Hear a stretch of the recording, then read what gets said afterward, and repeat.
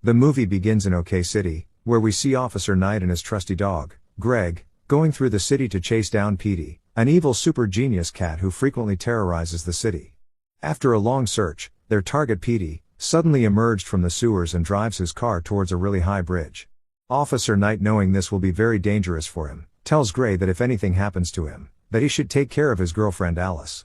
Confidently, he crosses the bridge, and luckily for Officer Knight, Grey has a parachute which they use to land safely on a building top, but their car later fell off and gets damaged in the process.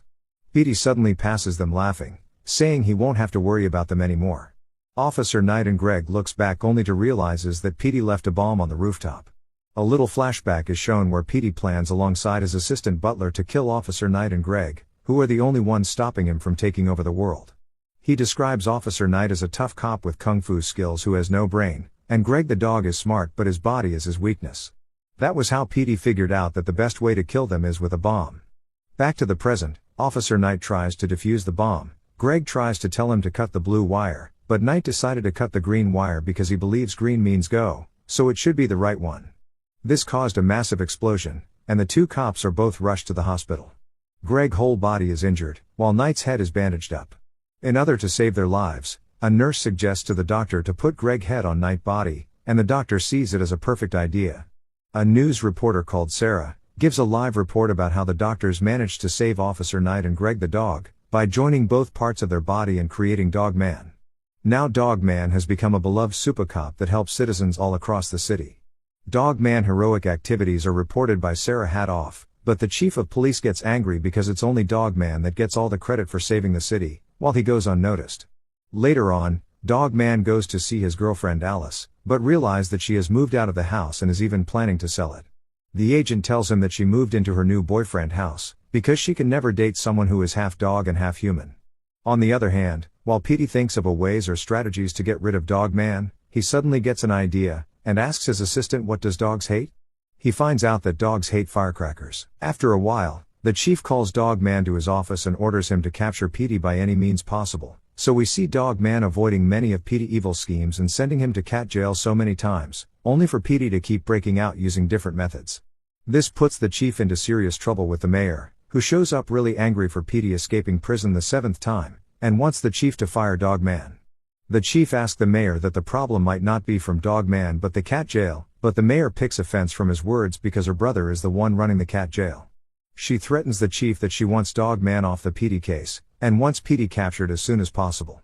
Even though the chief doesn't see it as being fair because Dog Man is the champ of catching Petey, the mayor makes up her mind and leaves, saying Dog Man should be given something dumb to do, like his job. Dog Man returns home so sad, and he even cries because not only was he taken out of the case, but the girl he used to love also left him. Petey's assistant decides to quit working for him because of how he treats her. But Petey doesn't feel concerned at all, and figures out that if he's going to actually take down Dog Man, he is going to need another him, someone who thinks and acts like him. After a lot of research on his computer, Petey sees a cloning machine and decides to buy it to make a copy of himself to defeat Dog Man. The next morning, the chief contacts Dog Man to get to his office ASAP because he has another job for him. The chief reminds Dog Man about Flippy the fish, which Dog Man once gave him for his birthday, but later got super smart after consuming a lot of brain dust, and also got psycho-telekinesis powers. Flippy the fish tried to steal a treasure chest thinking it was real money, but ended up freezing inside its fish bowl high up in the mountains before Dog Man showed up and crushed him, because he loves to roll over dead fishes. The chief brings out the corpse of Flippy the fish, and explains that the geniuses at the super awesome science center over there wants to study Flippy the fish dead brain, because of all his mental powers and stuffs, so he wants Dog Man to guard the fish as the experiment goes on. Sarah, the reporter who attends the science center, asks the scientist that isn't rebuilding a science kinetic evil fish dangerous? And as Petey watches on the news, the scientist assures Sarah that the fish cannot come to life again, unless someone steals him and flies him over the living spray factory and drop him in the smokestack where he might puncture a living spray gas tank, and be rendered alive. Petey jumps off from his chair as he just discovered a perfect way to take down Dog Man. Dog Man is tasked to monitor the security cameras in case Petey tries to steal the fish, and while he is warned by the chief not to mess this one up or he will lose his job, Petey had already sneaked in without them noticing and stole the fish. When the chief was done talking and leaves, Dog Man turns around to monitor the cameras but sees the fish has already been stolen. He sees Petey escaping with the fish using a gigantic flying vehicle, but Dog Man is not ready to give up. He pursues Petey using a drone from Sarah cameraman Seamus, but fails to catch Petey after getting an accident. Petey's plan is to reprogram the fish to destroy Dogman. After a while, Petey cloning machine arrives, and after he follows all the steps by inserting his DNA into the cloning machine, and presses the start button, things didn't go as he expected because instead of the machine creating an actual clone of him, it instead makes a little cat of himself. The little cat started to see Petey as his papa, which he doesn't like at all. He later names the cat Little Petey, and tells the little kitten that he is destined to be a villain and kill people, but the child is way too innocent to understand. Petey tells the little kitten to wait while he quickly goes for an evil mission, which is by bringing Flippy the fish back to life. The little kitten doesn't listen to him, and Petey has no choice but to take him along for his mission. The little kitten annoys Petey a lot when he keeps calling Petey Papa, and says he wants to do things kids do. When Petey arrives at a gas factory and was about to throw Flippy the fish inside a pipe to bring him back alive, the little kitten presses a button on his vehicle, which made the fish to fall into the wrong pipe, ruining his evil plans. Petey gets so fed up with the little kitten, so he places him inside a box and leaves him alone on the streets. Little Petey ends up wandering the streets really sad, that he didn't notice a truck coming at him, but Dogman shows up in time and saves him from the impending accident. Dogman feels pity for the cat, and decided to bring little Petey back to his house. He tells the cat a story who ends up falling asleep on a bed Dogman made for him. Petey is happy that he has finally gotten rid of the kid and can now focus on destroying Dogman, but he finds a storybook that little Petey wrote, titled, Papa and Me. Petey reads the book, and this causes him to feel remorse for abandoning little Petey, but even becomes more angry when he sees Dogman and little Petey together. Dogman treats little Petey with kindness, they had so many fun together and ended up becoming best friends. To get little Petey back, Petey builds a giant robot, it tracks down little Petey and takes him away from Dogman house while he is asleep. He tells little Petey of his plan to kill Dogman using a squirrel shooter, a cannon that shoots out explosives. Petey made it in a squirrel-like shape, since Dogman likes to chase squirrels. He shows little Petey his room, and takes little Petey to his own room, which is the toilet. Little Petey protests he wants to sleep with him. Petey tells him that he wants to give him the support and guidance he needs to be mean and rotten-hearted like him. When he was a kid, his dad didn't do anything for him. He got a truck, took all their stuffs and then left him and his mom all alone. Little Petey tries to comfort him, but Petey is left wondering how come he made him but is nothing like him. Little Petey replies that maybe he is, but he doesn't like that part of himself. Little Petey suggests they should go find his papa, maybe he is sorry for abandoning him, but Petey tells him that the world is not what he thinks it is. The world is a horrible place, it's mostly misery and selfishness out there.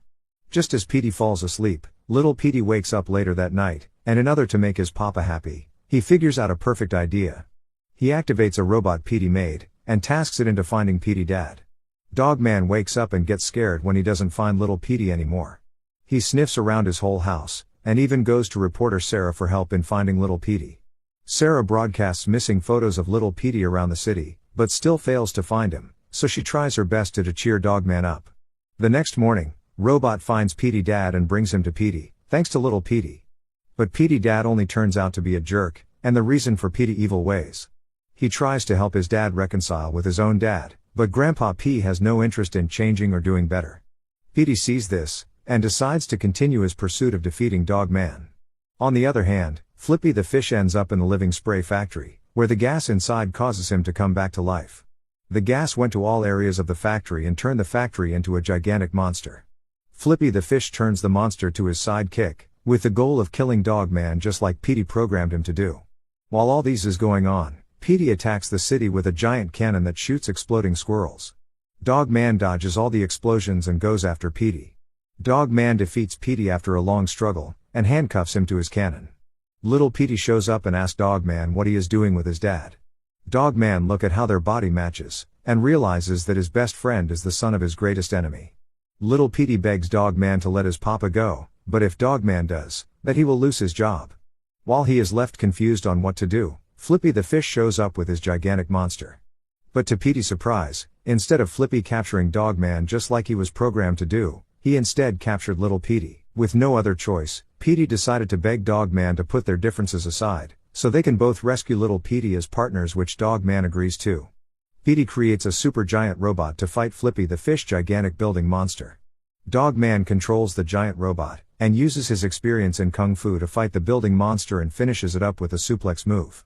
After the living spray factory falls, Gas leaks out from it and spreads to the other buildings in the city to make them alive and evil as well. Dogman and Petey are defeated as their robot got smashed by one of the living buildings, and just as the buildings causes chaos in the city, little Petey heads back to his dad's lap and equips himself with a mech suit to fight the living buildings, but got defeated at the end. To remove his son from Flippy the fish target list, Petey tells Dogman to take little Petey far away as possible, while he will equip himself with the mech suit and acts as little Petey to distract the fish.